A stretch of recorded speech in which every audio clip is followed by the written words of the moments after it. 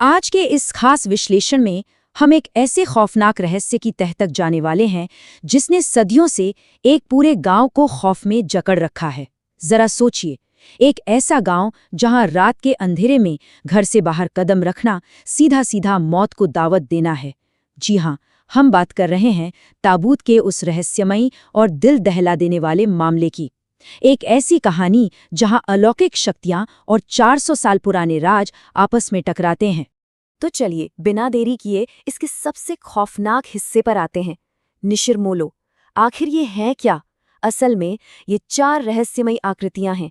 भूरे रंग का लबादा पहने हुए, कंधों पर एक भारी ताबूत उठाए ये रात के सन्नाटे में निकलते हैं, और इनकी आंखें लाल और चमकती हुई। कहा जाता है कि अगर रात के अंधेले में कोई इन्हें देख ले या इनकी नज़र किसी पर पड़ जाए तो वो इंसान कभी वापस नहीं लौटता। और यकीन मानिए, ये सिर्फ कोई डराने वाली कहानी नहीं है, बल्कि उस गांव की एक रोंगटे खड़े कर देने वाली हकीकत है। निशिरमोलो का आतंक ये कोई नया खौफ नहीं है, बल्कि 400 साल पुराना एक ऐसा डर है जो अब वापस लौट आया है। यहाँ सबसे अहम बात यह है कि पूरे 400 सालों तक शांत रहने के बाद ये खतरा फिर से जाग उठा है। ये निशिरमोलो ठीक आधी रात को हमला करते हैं, और हाल ही में जो हुआ उसने तो पूरे गांव को हिलाकर रख दिया। संपत और कप्ता नाम के 2 लोग बस बाहर बैठकर जुआ खेल रहे थे और वो इनका शिकार बन गए। इस एक घटना का असर ये हुआ कि अब पूरा गांव एक तरह से लॉकडाउन में है। मतलब सूरज ढलने के बाद कोई अपने घर के दरवाजे से बाहर झांकने की हिम्मत तक नहीं करता। महल में अजनबी। एक तरफ गांव खौफ से कांप रहा था और दूसरी तरफ खंडर हो चुके राजमहल में इशिता, मेघना और अनुज के साथ एक अलग ही रहस्य पनप रहा था। रात के करीब 2 बज रहे थे और तभी सन्नाटे को चीरती हुई आवाज गूंजी, तेजी से भागो, महल से बाहर निकलो। ये सिर्फ एक लाइन नहीं है, ये उस खौफनाक रात का वो पल है जब डर अपने चरम पर था। वो तीनों एक बंद कमरे के बाहर खड़े थे और अचानक दरवाजा खुलता है। अंदर से काले लबादे में लिपटा एक शख्स बाहर निकलता है। वो बहुत भारी भारी सांसें ले रहा था, और सबसे डरावनी बात पता है क्या थी? उसके हाथ में एक अजीब सा खौफनाक दिखने वाला गुड्डा था। जरा इस पूरे घटनाक्रम को समझने की कोशिश करते हैं। पहले एक बंद दरवाजे से वो काले लबादे वाली आकृति बाहर आती है। उसके हाथ में वो अजीब सा गुड्डा जो पूरे माहौल को और भी भयानक बना देता है। फिर अचानक बिना किसी चेतावनी के वो आकृति बेहद तेज रफ्तार से उन तीनों की तरफ दौड़ पड़ती है। उस बंद अंधेरे महल के अंदर जान बचाने की वो जद्दोजहद, और अंत में अनुज, इशिता और मेघना बस बाल बाल बचते हुए एक खिड़की से कूदकर अपनी जान बचाते हैं। अब इस घटना के बाद एक बहुत बड़ा सवाल उठता है, क्या राजमहल में वो आकृति सिर्फ कोई पागल इंसान था जो वहां छुपकर सो रहा था, या फिर कुछ बहुत बहुत ज्यादा खतरनाक? देखिए, अनुज थोड़ी तर्कसंगत सोच रखता है, तो वो इसे किसी पागल की हरकत मानकर टालना चाहता है।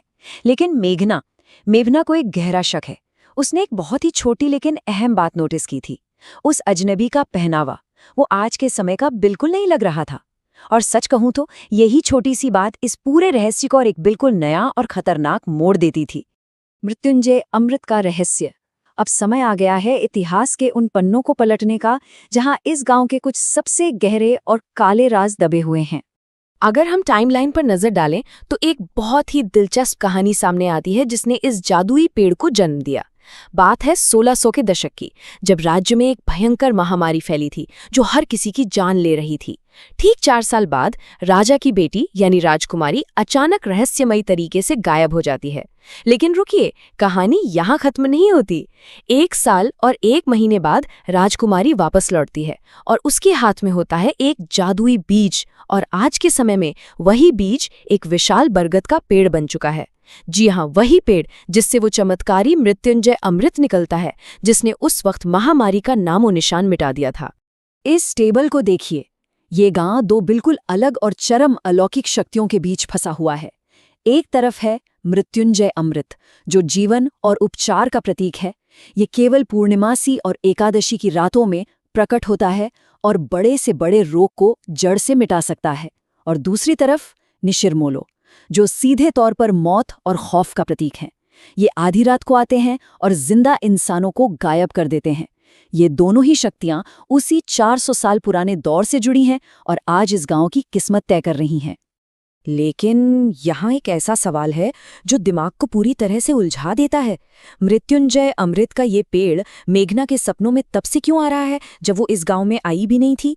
मतलब ये एक ऐसा अकल्पनीय और रहस्यमयी कनेक्शन है जिसे हम बिल्कुल नजरअंदाज नहीं कर सकते। जैसे जैसे हम आगे बढ़ रहे हैं ना, ये रहस्य मेघना के इर्द गिर्द और भी कसता जा रहा है। तांत्रिक का अधूरा अनुष्ठान। सूरज ढल चुका है और गांव के चौक पर रात का एक बहुत ही गहरा डरावना सन्नाटा फंस गया है।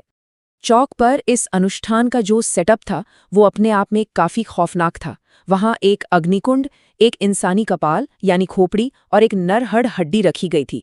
साथ ही वातावरण को शुद्ध करने के लिए 4 धूप बत्तियों का धुआं उठ रहा था। लेकिन यहाँ सबसे बड़ी और खतरनाक शर्त ये थी कि एक बार अनुष्ठान शुरू हो गया तो तांत्रिक किसी भी हाल में अपनी जगह से उठ नहीं सकता था, चाहे कुछ भी हो जाए, जब तक कि प्रक्रिया पूरी ना हो। ये सच में जान की बाजी लगाने वाली बात थी। और फिर सब कुछ एक गहरी खामोशी में बदल गया। जरा कल्पना कीजिए, उन भारी कदमों की आवाजें आ रही थीं, निशिर-मोलो पास आ रहे थे, उन खौफनाक ताबूतों के खुलने की चरमराहट सुनाई दे रही थी जिनसे पुजारी को अंदर खींचा गया। और फिर अचानक वो सारी डरावनी आवाजें एक बिल्कुल मृत सन्नाटे में तब्दील हो गईं। सच कहूं तो वो सन्नाटा किसी भी शोर से कहीं ज्यादा खौफनाक था। और इसके बाद जो हुआ वो रोंगटे खड़े कर देने वाला था। हमारी आंखों के सामने गांव की जादुई सुरक्षा पूरी तरह से टूट गई। होता क्या है, निशिर-मोलो मंदिर को घेरते हैं और पुजारी को अपने साथ ले जाते हैं। फिर वो ध्यानमग्न तांत्रिक के ठीक सामने आकर रुक जाते हैं। तभी उस खामोशी को चीरती हुई तांत्रिक की एक आखिरी दर्दनाक चीख गूंजती है। जब गांव वाले वहां पहुंचते हैं तो देखते हैं कि तांत्रिक किसी मिट्टी के पुतले की तरह जम गया है। उसकी आंखें फटी की फटी रह गई हैं। और सबसे भयानक बात, देखते ही देखते तांत्रिक का वो शरीर हवा में धीरे धीरे पूरी तरह से गायब हो जाता है, बिल्कुल गायब। इस घटना की गूंज बहुत दूर तक गई। दूर एक गुफा में बैठे मुख्य तांत्रिक को जब इस बात का एहसास हुआ तो उनके शब्द कुछ इस तरह थे: निशिर-मोलो का ये रूप, इसने हमारे शिष्य का भी अंत कर दिया। अब हमें खुद वहां जाना होगा, वरना प्रलय आ जाएगा। ये बयान साफ तौर पर इस बात का संकेत है कि अब ये खतरा किसी भी साधारण समझ या नियंत्रण से पूरी तरह बाहर जा चुका है। मेघना का रहस्यमयी सपना। चलिए अब इस पहेली के अंतिम और सबसे विचलित करने वाले टुकड़े की ओर बढ़ते हैं।